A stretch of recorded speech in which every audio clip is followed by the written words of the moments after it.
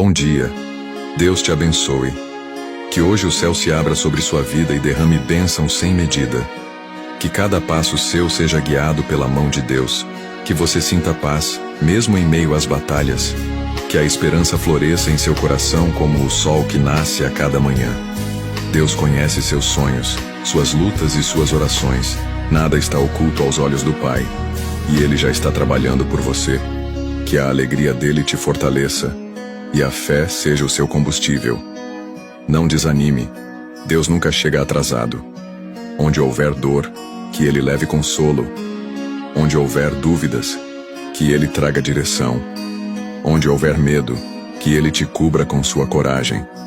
Que sua casa seja cheia de luz, amor e proteção. Que o impossível se torne testemunho na sua vida. Tenha um dia abençoado na presença do Deus que nunca falha. Que assim seja. Amém.